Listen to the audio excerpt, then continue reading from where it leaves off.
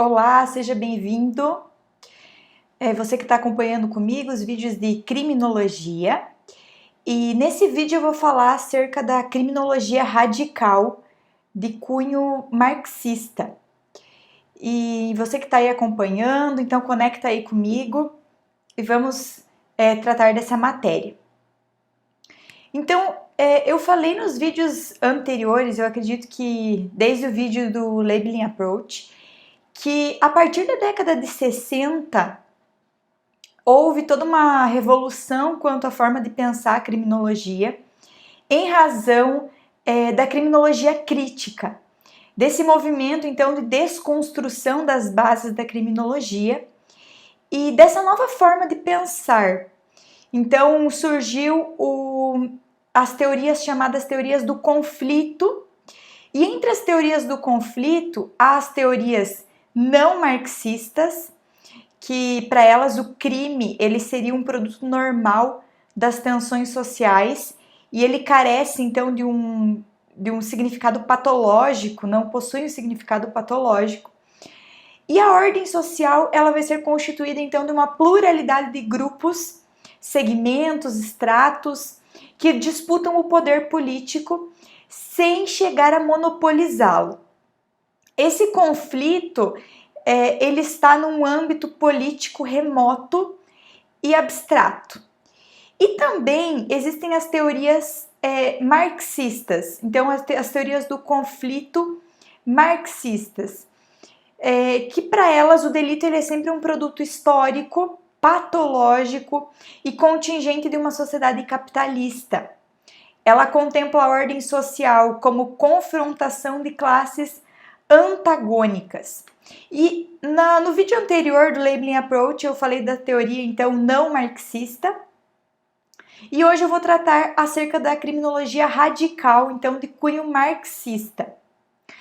Essa criminologia, esse modo de pensar, essa teoria, ela surge então no século XX, a partir da década de 60, e principalmente com os estudos do holandês Willem Bonger e também do Patiucanes, George Rush, alguns autores que colaboraram para o avanço dessa teoria, que são autores marxistas, autores que se apoiam na teoria do Marx.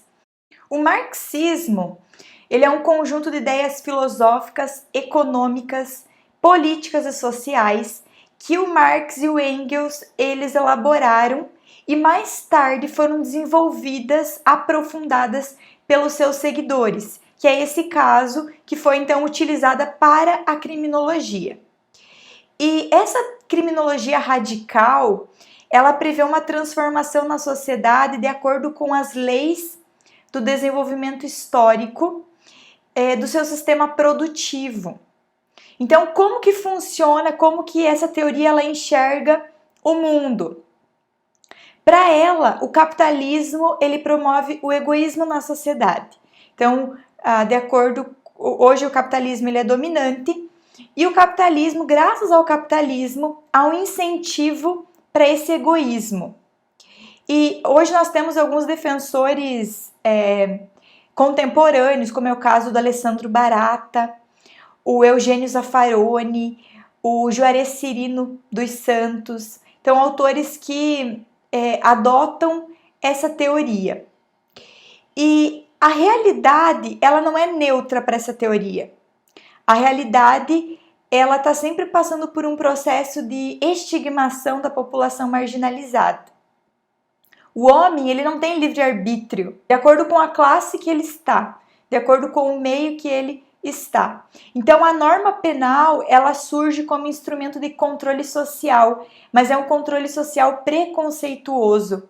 A classe dominante, ela sempre quer impor o seu modo de pensar, o seu modo de produzir, o capital em detrimento da classe subalterna. Todo esse modo de punição do sistema penal, do ordenamento jurídico em si, ele acaba trazendo um temor.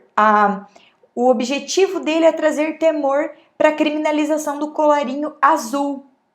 Aquelas pessoas que trabalham nas fábricas, que cometem os crimes comuns.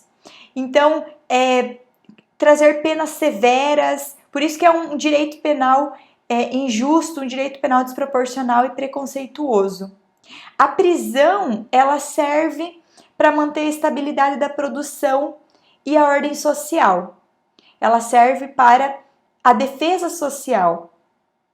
E a criminalidade, segundo essa teoria, sempre vai ser um resultado da exploração de uma classe sobre a outra. Nesse caso, a classe dominante, a classe que possui um patamar econômico elevado, sobre a classe desfavorecida, a classe mais pobre. O direito penal, ele constitui uma forma de dominação. Então, é sempre a elite que vai dominar, que vai ser protegida nos seus interesses, enquanto a classe mais pobre, mais carente, vai sempre ser temorizada, presa, acautelada. Os crimes de colarinho azul, eles são prontamente reprimidos e punidos quando ocorrem, imediatamente. Enquanto os de colarinho branco, muitas vezes eles nem chegam ao conhecimento das autoridades, que é o que se chama de cifra dourada. Então, essa margem que fica oculta, que não chega ao conhecimento das autoridades. Há uma classe rica, uma pequena parte da bolsões de riqueza, uma pequena parte da população que é rica, que oprime toda a classe pobre, tendo em vista toda a forma como está organizado o sistema penal, o ordenamento jurídico. A classe dominada, ela se vê estimulada para cometer crimes, porque ela passa a constatar que as suas condutas realmente são punidas, enquanto outras condutas não são punidas. Segundo essa teoria, é necessário compreender e até mesmo ter um apreço pelo criminoso, porque o criminoso nada mais está fazendo do que se revoltando contra o sistema. Então ele acaba cometendo os delitos como uma forma de se rebelar, de falar que não concorda com esse sistema opressor e preconceituoso. Essa teoria, ela critica severamente a criminologia tradicional, ou também chamada de etiológica, que é uma teoria de consenso. E essa teoria, ela propõe reformas estruturais na sociedade a fim de reduzir, primeiro, a desigualdade, porque reduzindo a desigualdade haveria uma redução na criminalidade. E, inclusive, ela inspirou algumas correntes, como é o caso do abolicionismo, do direito penal mínimo, que também enxergam o direito penal como ele está hoje, de forma desigual, parcial. E, segundo essa teoria, o criminoso, ele é o revolucionário na luta de classes. Então, acaba tendo algumas críticas, principalmente porque ela retira do ser humano qualquer possibilidade de autorresponsabilidade, como se ele não pudesse ser responsável pelos crimes, como se ele não pudesse responder por aquilo que ele faz, porque aquilo seria um ato heróico. Ele não explica também, essa teoria, o crime dos mais abastados. Se o crime ele é sempre o resultado de uma opressão, por que os mais abastados cometem os crimes? E também ele não justifica a ocorrência de crimes em países comunistas, países socialistas. Então não é possível identificar por que o crime aconteceria nesses países, já que toda a explicação do crime está no capitalismo. Então, para essa teoria radical, ele propõe que a sociedade e o direito eles estão sempre em conflito. É necessário compreender o criminoso. Ele critica a criminologia tradicional. O capitalismo ele é visto como uma base da criminalidade. E ele propõe reformas sociais como uma forma de solucionar a criminalidade, principalmente, em primeiro lugar, a desigualdade social. Eu espero que você tenha gostado desse vídeo. curte, compartilha e até a próxima!